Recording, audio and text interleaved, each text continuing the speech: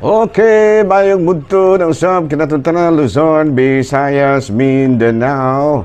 Mayong mudto Philippines, mayong mudto world, mayong mudto universe. Ano na punta ka mga higala, dili nga atong tulumanon sa kahanginan, C-on-A, Catechesis on Air.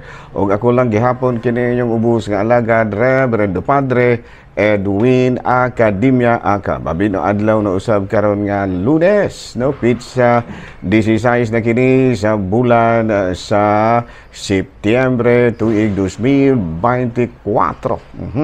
Hapit na yung fiesta mga higalas Manhuyod, October 4, my beloved native land. Okay, sa pista na po mga higala sa Valencia o Pamplona. Di naman doon kayo, wala na ilaing Oktubre 12, no? O wala na pa laing Oktubre 4 nga maabot. O magsaulog na po mi maghigala sa among fiesta sa akong adlaw nga diin ko nagtubo. Kaya dito mo ko natao sa Mindanao maghigala. Pero nagtubo ko Manhuyod na. Niabot ko sa Manhuyod mga 3 anyos. No? Dito mo ko natao sa Panabo. O niya, nahitabo nga namalik kay sila sa papa o si mama ng malagito sila ng Langyaw dito sa Mindanao. O niya na nakahuna-huna sila nga mobalik, no? Kay may puwista na si papa sa iyahang pagkamaestro, di pabalik siya sa iyang mga igsuon ug tuod man nahitabo nga kami po nabalik pod mi sa mismo gyud nga lugar nga diin adto na gyud kami mo palambo sa among kaugalingon. Una ako natawo ko sa Panabo pero taga Manhuyod gyud kog kaliwat. Ang akong tanan nga mga uyuan iyaan tanan ako mga apuhan taga Manhuyod gyud, no? Ano? Sa muna ang kasaysayan, munting kasaysayan sa aking buhay. O ano? Nala no, may muto na kanatong tanan ang hinaot kita nga ana kitang tanan sa kapiskay sa panglawas niining kamudtuhon. Abino ari ta manghigala sa atuang sa atuang kining CBCP News. So, Caritas Philippines nanawagan karon nga ato gyud nga vigilance in Kibuloy trafficking case, no? Nga sa ato pa kitang mga Katoliko magkuan gyud kita. Kanang gitawag natong ato gyud nga matud pa subaybayan, no? Ang mga kaso ngayon niya, no? Subaybayan gyud nato. Dili lang kay Kibuloy kung dili sa tanan nga mga kaso ngayon niya, no? Ato gyud nga subaybayan. Balita manghigala gikan sa Vatican, Pope Francis urges Singapore's clergy to be united and close to people. Yan, no? Ang mga katawhan sa Singapore giawhag sa atong talahurong Santo Papa nga matud pa niya ang mga kaparian, no? Ang clergy sa Singapore nanawagan ang sa talahurong Santo Papa nga magkahiusa ug mapaduol sa mga katawhan. Mao kadto manghigala mga balitang simbahan niining kamudtuhon ug padayon kita sa atoa nga pagpangalagad. Abino ari nagta manghigala sa atong Saint of the Day sa pa. Ato sa nga Saint of the Day si Gondry sa atoang listahan. Ang ato ang Saint of the Day karon secondary sa atong listahan sa patong higala sa panawantang manon na akong listahan dire di ara de mahigala nadat ugan ra siya dira ang ato ang listahan mahigala September 16, no? September 16 ang ato karon nga santo sigon diri sa atong listahan ng suri kay may higalahan sa ba noon nga wala man nako kay na siya makuani, no? September 16 Saint Cyprian, no? San Cipriano. So ang atong santo karon higala mao si San Cipriano. Abino kini si San Cipriano, highly educated, famous orator.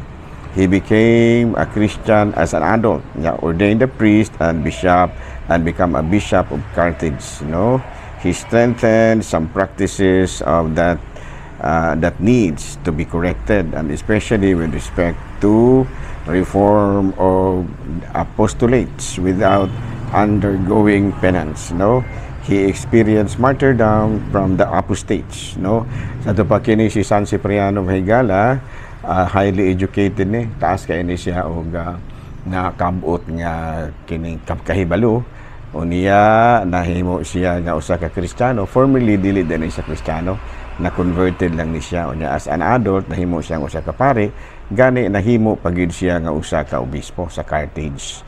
Unya iya nihimo siya og mga kausaban, especially kato mga sa gitawag natong mga reforma sa mga apostolate nga gusto niyang mausog, no, without undergoing penance, no. And then he experienced martyrdom from the apostates. Ayan, no. Mao kana mahigala si San Cipriano, ang usa ka banggiitan nga sana educator apan nahimong usa ka obispo ug nahimong usa ka martir. Hala, no, padayon ta sa ato ang mga buhaton ni ini kabudtuhon ug ari kita manghigala sa ato ang catechism proper. O yan, no? Ara na ta sa atong catechism proper. Ari kita sa atong topic, creation work of the Holy Trinity. Ayan, no? Kining kabuhatan, no? Kung atong basahon mahigala sa Biblia,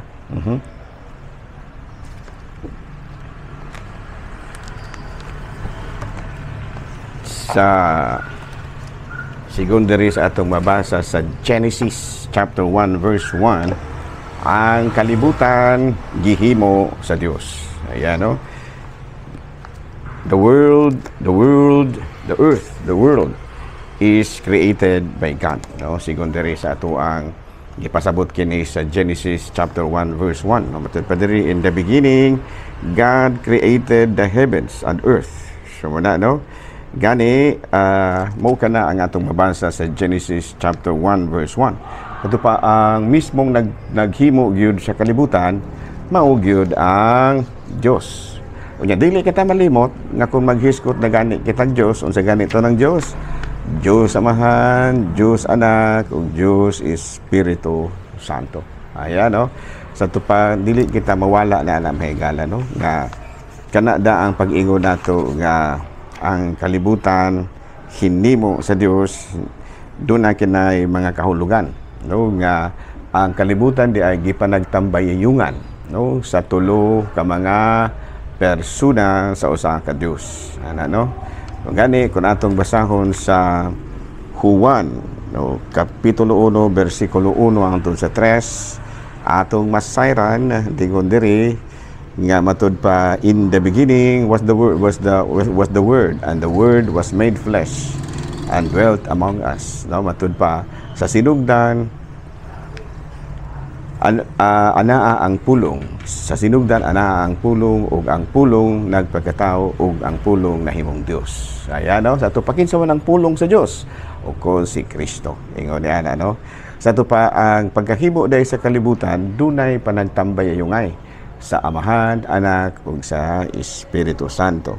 Kung gani, kung atong basahon sa Colosas kapitulo 2 bersikulo 16 hangtod 17, ang tanang kabuhatan gihimo tungod gihinimo diha kang Kristo. So, sa ato pa ang naghimo sa kalibutan usa ra ka Dios, pero tulo ka persona. Yun ana, no, gitambayayungan ba? Gipanagtambayayungan. No, gani kung atong basahon sa Salmo 33 bersikulo 6, ang kining mao nga mga pagtulunan, the Old Testament suggests and the New Covenant reveals, no, matud pa dire, no, and the New Covenant reveals the creative action of the Son and the Spirit, no. Ato kanang mabasa mahigala sa Salmo 33 hangtod 30 Salmo kapitulo 33 bersikulo 6. Nasato pa ang karaang kasabutan, ang Old Testament sugyot, no, ug ang bag-ong kasabutan ni ang karaang kasabutan nagsugyot, ug ang bag-ong kasabutan mipadayag, no, nga ang pagkahimo sa kalibutan pinaagi sa panagtambayayungay sa tulo ka persona sa usa ka Dios. Ana, no?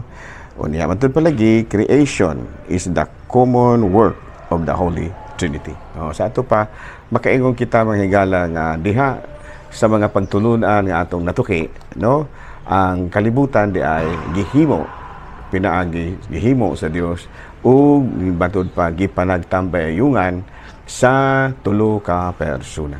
O kining maong persona mao ang Diyos Amahan, Anak ug Espiritu Santo. Klaro ba? Okay. Binuwari na ta sa atong mga pagtulunan mga higala, no? Ang ato ang napalambigit nga palangtulunan. Okay. Matud pa sa ato ang atong balik-balikon mga higala, no? Kini pagtulunan nga gisaway karon nato, no? Nga gipatigbatukan gyud sa mga kaobispuhan kining absolute divorce, no? Kining absolute divorce. Unsa ba kining absolute divorce? A legal proceeding that will permanently ends a marriage along with all the rights and privileges that come with it. No, sa ato pa kini di ay absolute divorce. Kuan gyud kanang dili niingon nga pwede ra po mag-divorce tarong mga simana pagkasunod simana. Pwede na po tang magbalik, dili. It is absolute and it is kanang ginatawag nato og kana bitaw bisan usara ka parte. Ang absolute divorce bisag usara ka parte mo ingon nga dili na nga gusto na kong mag-divorce nimo palitan imong asawa, moingon nga gusto na kong makig-divorce nimo, automatic yun na basta absolute divorce. No, muna nga ang matud pa ang ato nga gitulod pod gihapon mao gihapon kini marriage annulment. Kini marriage annulment is a legal procedure that cancel marriage.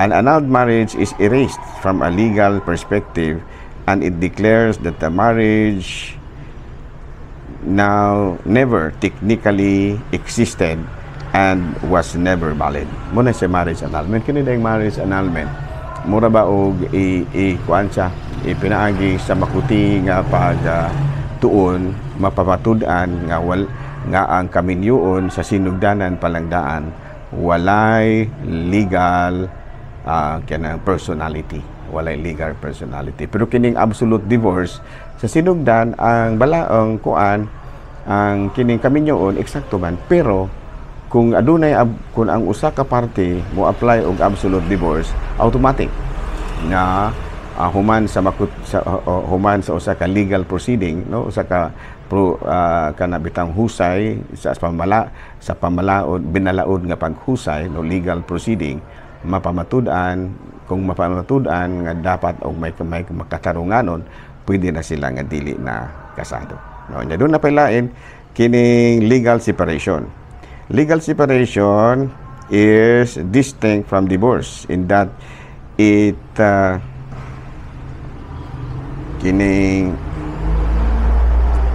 doesn't dissolve a marriage, rather it allows spouses to live apart and address issues such as financial support and child custody while still legally married. Ay, ano mo dahil ang legal separation. So ito pa, kung legally married gani, pwede na mo nga dili na mag-ipon og puyo, pero mangayo ra gihapon og sustento, no, ang mga kabataan. Dili na ang inahan, wala na sustento ang inahan. Ang mga kabataan na lang muna yung legal separation. Okay, klaro? Balik-balikan na to na. Balik-balikan na to na mahigala ha. Kining kabahin sa divorce, kung sa pa mga angayan nga atong masabtan ini, aron nga makahasta pod kita, makatimbang-timbang po ta ginagmay kung unsay gyoy maayo o dili niining diborsyo. Daghang salamat og maayong mudto Pilipinas.